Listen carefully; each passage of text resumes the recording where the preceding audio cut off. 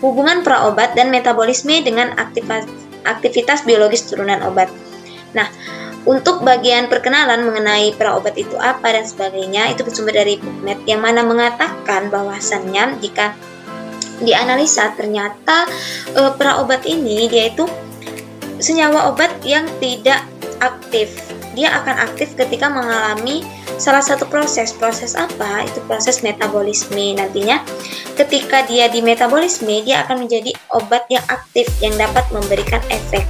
Nah, sudah nampak kan bagaimana hubungan praobat. Jadi praobat itu akan menjadi obat, akan memberikan aktivitas biologis apabila dia di metabolisme.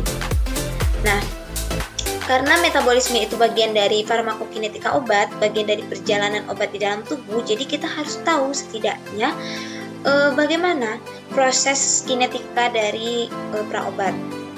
Nah, praobat itu sama dengan obat biasanya, dia akan mengalami penyerapan, lalu nantinya dia akan didistribusi dan akan masuk ke poin penting, yaitu di metabolisme yang akan menjadikannya dia aktif, lalu dia akan diekskresikan.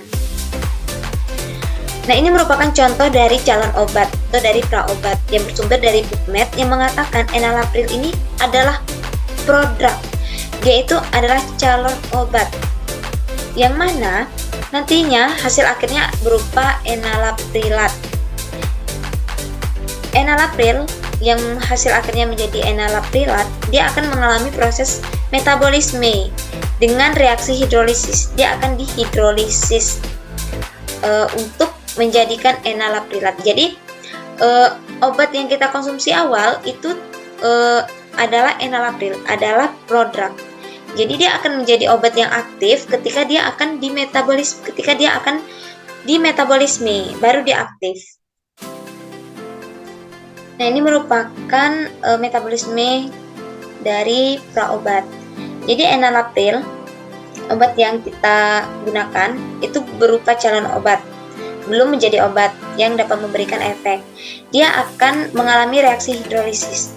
Reaksi hidrolisis di sini itu adalah pemutusan ikatan yang dibantu oleh enzim esterase. Mengapa enzim esterase? Karena enzim esterase ini dia itu mengidentifikasi untuk detoksifikasi. Detoksifikasi itu kan pembuangan. Nah, pembuangan dan pemutusan itu artiannya sama dengan menghilangkan. Jadi itulah digunakan enzim esterase untuk enalapril menjadi enalaprilat untuk obat yang aktif memberikan efek. Pemutusan ikatan apa?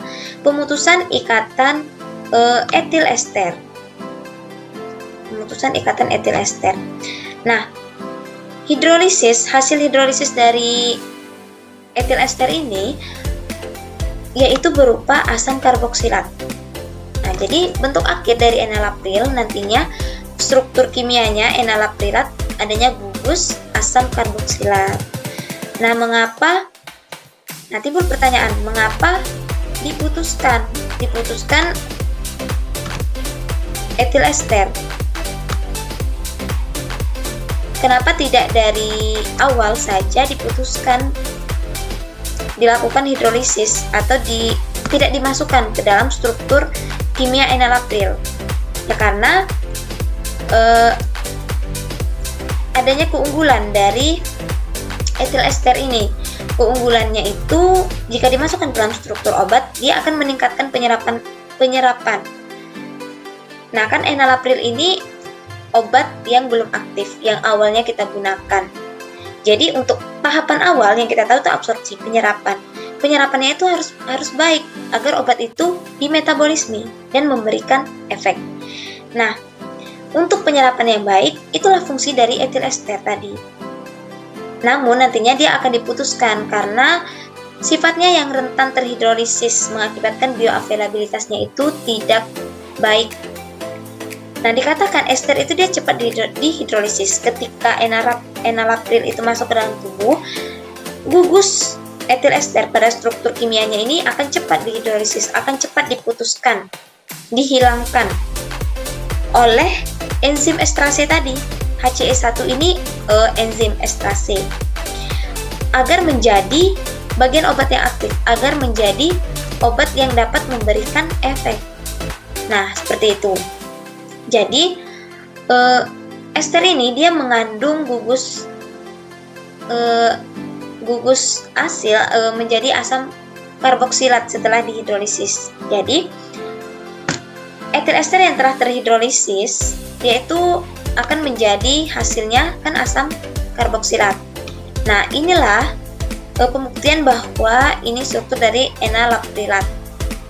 Ketika etil ester ini diputuskan akan menjadi asam karboksilat, dan obat ini telah aktif karena dia telah dimetabolisme oleh enzim esterase, sehingga menjadikan etil ester yang mempengaruhi bioavailabilitas, sehingga dia diubah menjadi asam karboksilat. Nah, obat ini baru dapat memberikan efek, baru dapat memberikan aktivitas biologis setelah dia dimetabolisme. Nah, pada intinya, praobat itu adalah calon obat yang belum bisa memberikan efek, belum bisa memberikan aktivitas biologis sebelum dia dimetabolisme. Contohnya tadi enalapril, dia belum bisa memberikan efek karena adanya gugus dari etil ester tadi, etil ester yang rentan terhidrolisis, sehingga dia harus diputuskan dengan reaksi hidrolisis, sehingga dia harus dihidrolisis dengan enzim tertentu yang nantinya obat tersebut berubah menjadi aktif, enalapril menjadi aktif, disebut dengan enalaprilat, yang dapat memberikan efek, dapat memberikan aktivitas biologis seperti itu.